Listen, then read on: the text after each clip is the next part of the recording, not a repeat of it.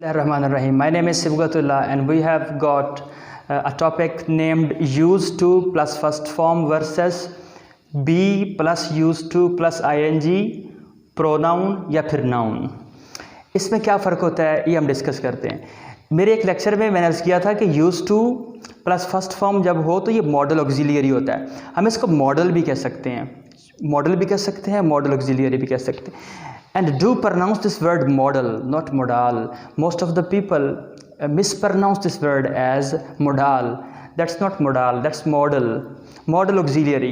इसमें क्या होता है, इसमें past habit होती है। इसके एग्जांपल देख लें। I used to swim। देखें, used to के बाद फर्स्ट फॉर्म लगी है। पास्ट की हैबिट है कि मैं स्विम किया करता था, मैं तैराकी किया करता था। इसका नेगेटिव मैंने एक वीडियो में अर्ज़ किया था कि आप यूज्ड के साथ नोट लगा के भी बना सकते हो, या फिर आप डिड नॉट के बाद यूज्ड लगा के या फिर डी के बगैर यूज़ लगा के भी बना सकते हो। ठीक है, फॉर्म फर्स्ट ही आएगी। अब मामला जो है इसका B use two plus ing या फिर प्रोनाउन या फिर नाउन।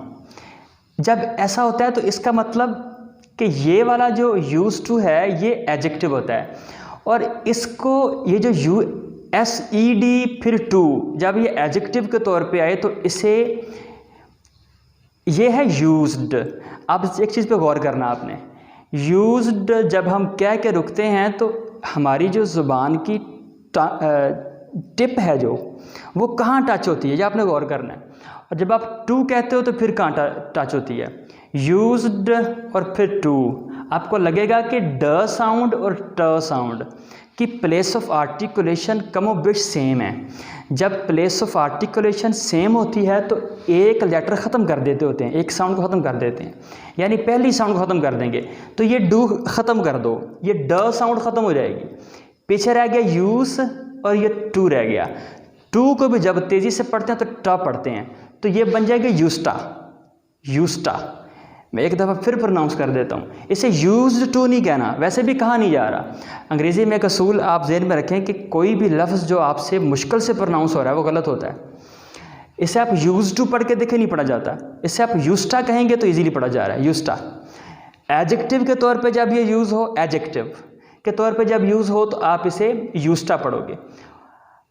पता कैसे लगेगा ये एडजेक्टिव है या फिर ये मॉडल ऑक्सिलियरी है। मॉडल ऑक्सिलियरी से पहले कोई बी नहीं आता।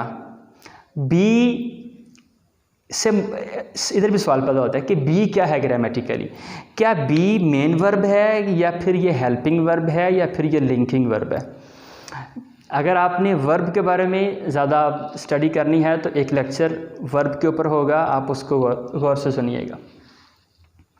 यहाँ पे जो बी है ये लिंकिंग वर्ब है, लिंकिंग वर्ब है, और इसके बाद जो यूस्टा है ये एडजेक्टिव है।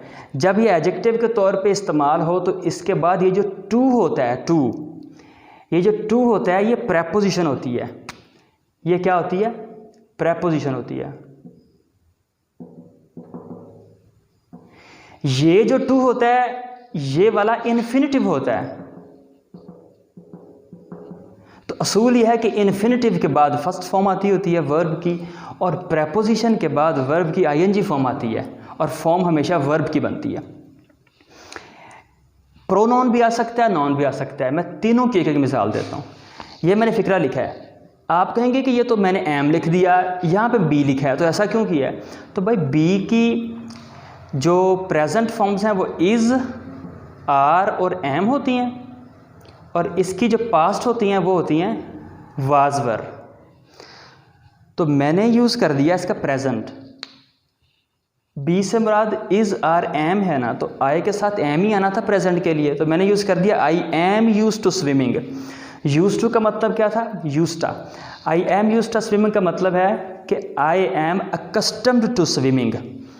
इधर भी टू के बाद ing फॉर्म इसलिए लगा रहे हैं क्योंकि टू इन्फिनिटिव नहीं है, टू प्रेपोजिशन है, और प्रेपोजिशन के बाद हमेशा ing फॉर्म आती होती है।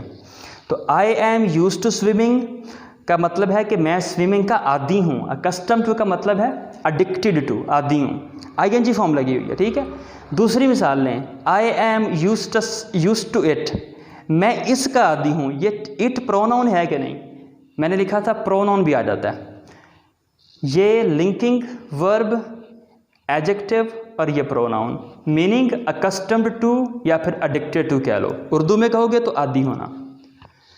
आई एम यूज टू नॉइज़, मैं नॉइज़ का आदी हो गया हूँ, ठीक है, मैं नॉइज़ का आदी हूँ। तो नॉइज़ है ना नाउन, तो नाउन के तौर पे यूज़ हो गया, टू के बाद नाउन आ गया।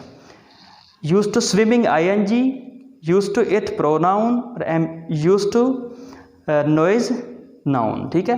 तीनों में मतलब क्या होगा, आदी होना। आखिरी फिक्रा देखें, आई बिकम या फिर गेट यूज टू। देखें अगर हम यहाँ पे एम लगा रहे हैं तो फिर वॉज भी तो लगा सकते हैं, वॉज लगा सकते हैं तो फिर क्या विल भी नहीं लगा सकते, क्या हैज़ बीन नहीं लगा सकते, क्या हैज़ गॉट नहीं लगा सकते। इससे मतलब यह है कि हम इसको किसी भी टेंस में यूज़ कर सकते हैं, नो प्रॉब्लम एट ऑल।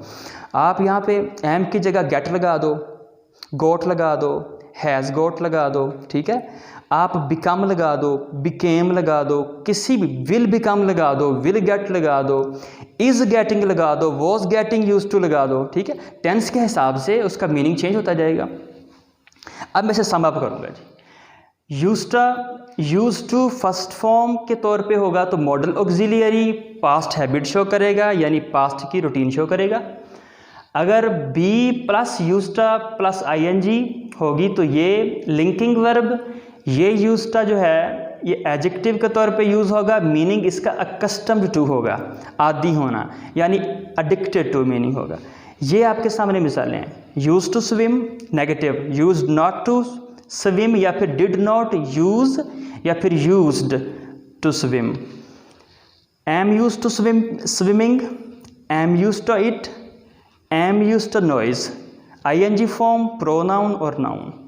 और आप इसको किसी भी टेंस में भी लेके जा सकते हो। आप कह सकते हो I become use to it, use to swimming या यूज टू नॉइज, या फिर आप गेट यूज़ कर लो, प्रेजेंट इंडेफिनिट बन जाएगा गेट यूज़ करोगे तो।